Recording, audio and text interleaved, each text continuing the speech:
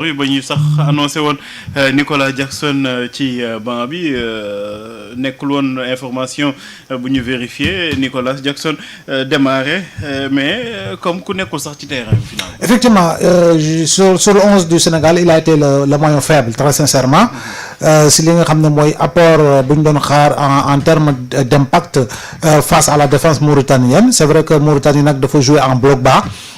boo xoolee premier mi-temps bi Elimane et Ismaïla côté gauche comme côté droit ils n'ont pas été virevoltants rare passe sax la ñu def rare centre parce que tamit le bloc mauritanien était très bas au-delà des quatre yi nga xam ne football nañu si axe central bi da ngay gis ni prise à deux la ñu doon def si excentré yi et de même que Sadio Mané donc pour wane ni que ni c'est vrai que le match fermé woon na benn moment.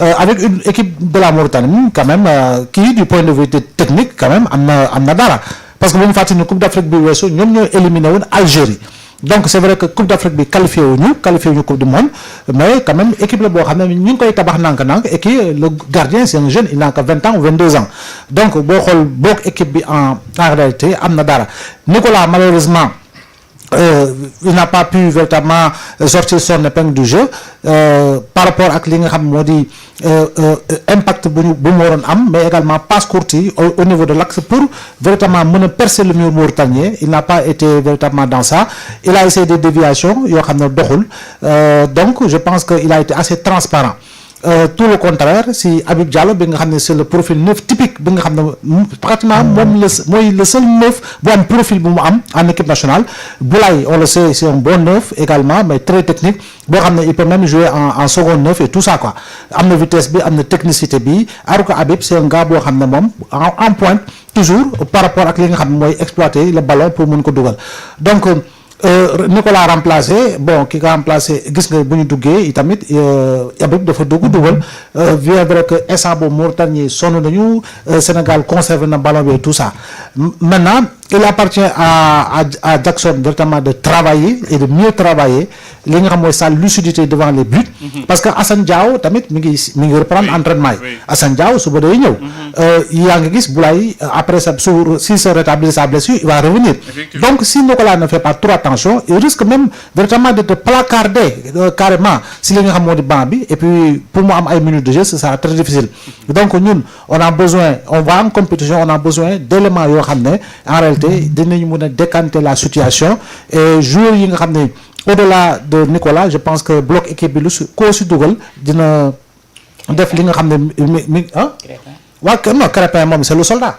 Crépin c'est le soldat Crépin dëgg c'est rare qu'il passe à côté en équipe nationale rare je dis bien qu'il passe à côté en équipe nationale Monaco boole ko woon si liste bi nga xam ne doon dem Champions League tu vois malheureusement am blessure ñu andi ko on voit que Crépin li muy football jamono ji par rapport à des passes décisives yoo xam ne def na ko en championnat comme en Ligue des Champions Nicolas lan mooy son problème moom non Nicolas pour le moment il n'a pas son seul problème c'est en réalité ça non c'est pas une question de positionnement c'est une question de lucidité c'est une question de lucidité et par rapport ak adresse bu mu war a am devant les buts xam nga il doit être clinique en réalité il doit être clinique comme ni ñu koy waxee clinique Habib Diallo dem gis nga dañ ko passe il a été clinique Sadio Mané deuxième passe bi bu muy xàcc di teggi il a été clinique parce que attaquant lu ñu gën a soxla si moom mooy lucidité quand tu vois Harry Kane marqué contre l'Angleterre da ngay xam ne kii c'est la marque du grand attaquant donc Nicolas comme ni ma ko waxee à l'origine ce n'est pas un neuf de pointe profil c'est un neuf qui décroche comme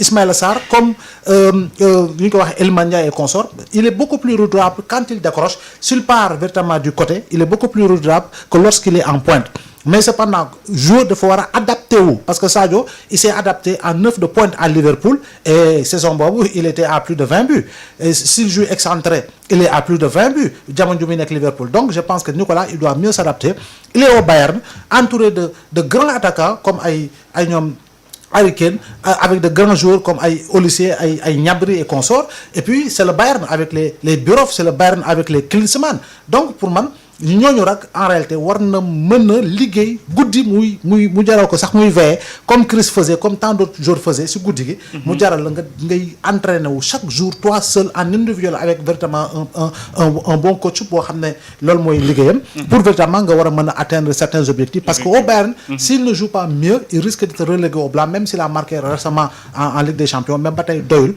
c'est vrai que techniquement il est bon, il a la vitesse, mais je pense que am na lu ko manqué mooy toujours l'adresse, la lucidité. Autrement dit, le dernier geste bi ko mën a permettre mu dugal but, et il a tout ce qu'il faut pour faire partie de ceux-là qui ont plus de 10 buts par saison. Pape Matar. amul lu ñëw foofu. ah. dara ñëwul foofu xaar mu ñëw alors Awa Diop Ndiaye le temps may var Georges Nesta xam naa ne sëriñam bi moom moo téye son bi waaye su dina ñëw. dégg bu ñu de ñëw rek. Pape Matar dañuy féliciter ki nga xamante ne moo di le Niancho, mais félicitations également ak ki nga xamante ne moo di le sélectionneur muy Pape Thiaw. Parce que Pape Sénégal daan na qualifié, mais qualité de jeu bi nga daan soxla ñun dañ daan qualifié à la dernière minute dugal ay bitu yaa seex yu ñu doon dimbali. Qualité de jeu daanu fa nekk. Mais depuis quelque temps avec Pape Thiaw da ngay am et la qualité de jeu et le score qui l'accompagne. kon loolu dañuy def lu dul féliciter ki nga xamante ne moom moo di le sélectionneur Pape Matar parce que qualité de jeu également ci la bokk. tey am na certains joueurs yoo xamante ne ñu ngi woon ci équipe nationale bi mënuñu woon percer mënuñu woon fës mënuñu leen woon gis c'était dû à quoi on ne sait pas, mais avec Pape Thiaw gis nañ leen ñu commencer di briller. C'est le cas de Iliman. Oui. kon loolu également sélectionneur daf ci am solo et Pape Thiaw vraiment il est en train de montrer qu'il a pris ses marques. tey jii kon duñu def lu dul féliciter ko. et li ci am solo sax mooy Pape Thiaw au départ ñu bëri amuñu woon confiance ci moom Awa. bien sûr loolu moo lay wane gis nga c'est comme Sadio rek moi j'adore Sadio Mané fii laa la ko waxoon bi passé man du ma bokk ci VAR bi. dama naan Sadio xam nga lan mooy forum.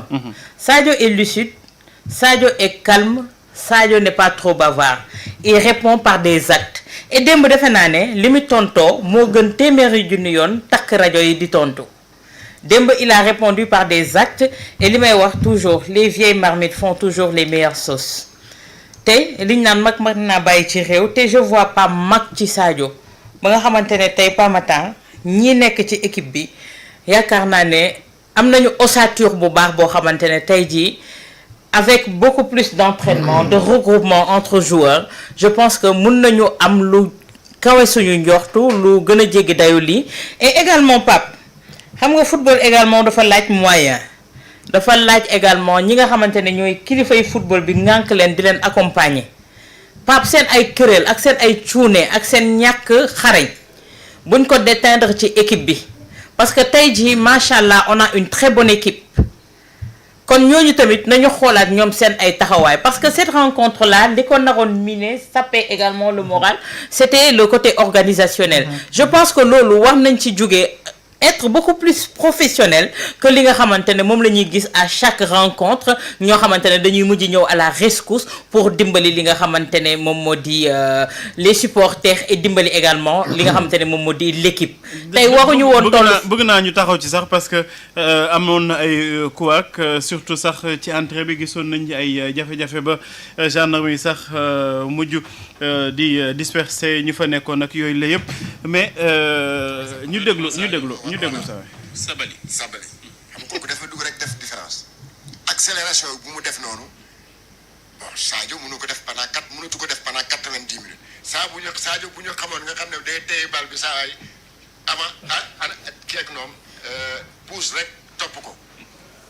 mel ni taxi gars yi di topp si ginnaaw mu leen di diri parce que camp ba camp il ne peut plus le faire. D'accord. Donc il faut le reconnaître. D'accord. Donc encore une fois, il faut le ménager pour qu'il ait une issue vraiment une bonne fin. te dégg naa sax ñu naan que après le mondial et la coupe d'Afrique day jël sa moom bu bàyyiwul ñu wax ko mais yow tamit de baal nga sa bopp yow li nga wax moo gën a garaaw sax yow yaa faat sa bopp mondial man li ma wax nii non kii li mu wax man li ma wax c'est ce qu'il a répété ici nee na 90 mënatul jouer 82 minutes effectivement même Pape Thiaw yaa ne woon na sa daxal la wala si voilà ndokk yow nag. bàyyi sa bopp. mais Pamada Georges boo dee Sadaka la wala am na ku ne balu ko Rasul Karim. man kay li ma wax nii. moom pourtant man li ma wax nii moom laa tegaat yow kay vaar nga sa bopp. yaa vaar sa bopp nag. yow kay yaa dee ci marché bi. taala sa micro yaa dee ci marché bi. taal sa micro. sa micro bi mi ngi kii est-ce que mi ngi ñëw. waaye mu ngi ñëw bu baax. defal ne yow kay yaa dee ci marché bi yaa tàgg sa bopp. man li ma waxoon noonu. wax naa la boo ma xaaral loolu laa tegaat tey. mais Sadio il faut le ménager mu am une sortie honorable. Ouais, loolu laa wax loolu laa tegaat. Et c'est ce que Pape Thiaw a fait hier. oui c'est ce que Pape Thiaw a fait ma ne ko 90 minutes waaw des si moom. loolu laa wax yow kay yaa ne sadaxalaa la xasim xaw ma lan. yaa nee na bu retraité ñu kii ko ñu ko ñëw mu retraité. dafa ni après mondial bi ak CAN bi ma ne ko effectivement après mondial bi ak CAN bi kay. équipe nationale kay mais Pamada selon des matchs sax Sadio il peut jouer 90 minutes hein. mais bien sûr. mais Georges Gana il a 36 ans. il te fait 90 minutes yoo xam ne. mais Gana Gueye Idrissa Gana Gueye te il a 36 ans Pamada avant awa di ñëwaat waan dama koy fàttali gis nga équipe Milan bi gagné Ligue des Champions Pamada mooy équipe bu gënoon màgget équipe trentenaire la woon. c'est-à-dire que Kaka kese fu moo fa amul moins de 30 ans Costa Curta il était à 38 ans Albertini il était à 37 ans Maldini il était à 37 ans 38 ans Kaka Kaladze pareil. nga jël ni ñu koy waxatee Rui Costa et Corso. non. Roger Milla. waaw mais attends. Roger Milla à 40 ans. yow xanaa déggoo kii nee na ñiy watu guddi. kii bi muy wax nii moom li may wax. moom wax gën a xam ne. saa waay yow da nga gis joueur boo xam ne. Jean jël sa micro wax sa micro bi. da ngay gis joueur boo xam ne. Ndiaga la judo. judo vers les années 80. mu déclaré ñaari tal la judo 95. loo si mën. dara. loo si mën yow ay ñoom Costa Curta yi ngay wax. mais Georges tu dois être d'accord sur une chose Pamada. depuis plusieurs années quand même. fii ku dem si tubaab bi ñu dugal si machine yi. yax yi ñooy wax si wàllu boppam. très sincèrement. loolu c'est récent. non je veux dire ba si génération ñoom Sadio Mané ku dem si tubaab bi c'est-à-dire que ñu dugal si machine yi xam âge réel nga am xam nga am na benn joueur Nigéria boo xam ne dafa tàggoo woon xaw ma dafa tàggoo woon. yaayam moo gaañu mu dem fekk doom jay tax a jawaar. maye doomam ñun voilà ci diggante mënoo ci am doom bu am mi ngi noonu kii mais Georges da nga may wax rek mais man li ma wax dama confirmer li nga wax coupe du monde bi ak coupe d'Afrique bi ma ne après que bien sûr day jël retraite. waaw yow li nga wax moo gën a garaaw. xam nga moo tax ma ne la. xam nga moo taxoon ma ne la démb fii. boo gisee gars yi tànn la 10e minute pour rendre ko hommage. oui non seulement il porte le numéro 10. mais attendre la 10e minute aussi pour le rendre hommage parce que ça pourrait être son dernier match officiel au Sénégal fii au stade Abdoulaye Wade. dëgg la.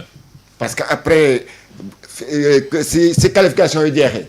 ban match moo des xanaa ay match amicaux yi nga xam ne Argentine mu ngi ñuy soxla naan def ñuy défier fële en Inde. ñii di wax ay France ay nangam mais match officiel fii Sénégal. oui après la coupe du monde c'est sûr que Sadio il va partir. Sinon, en tout cas, il ne fera plus partie des trucs. Des titulaires, waaw. Des titulaires. Quand même, après le mondial, ça, quand même, il faut. non bu jëlee 2 coupes d'Afrique bu ko neexee sax mu retraité. donc loolu moom c'est pas mais voilà. oui parce que man li may bañ il faudrait pas attendre qu'il soit usé. ba bu duggee ci terrain bi gars yi di ko yuuxu à la place du standing ovation bi ñu ko war a def. xam nga dañuy wax ne mag booy lekk da ngay lekk ak sa xel buy bàyyi bay xaw ma. di ñidd bool. di ñedd bool wala ñu téye sa loxo di ko ñu téye sa loxo nekk nag demal. parce que gis nañ ko on a vu des joueurs yoo xam ne ils étaient très bien. mais à force de les utiliser à force de vouloir aller jusqu'au bout avec eux ils deviennent un poids ou bien yoo xam ne si. je crois que c'était le cas de Kouyaté non. mais voilà xam nga Cheikhou Kouyaté boobu bu ko teeloon kii gars yi fi ne ay takk na ñaari jabar ak lu kenn xamul. bu ko nee moom takk ñett.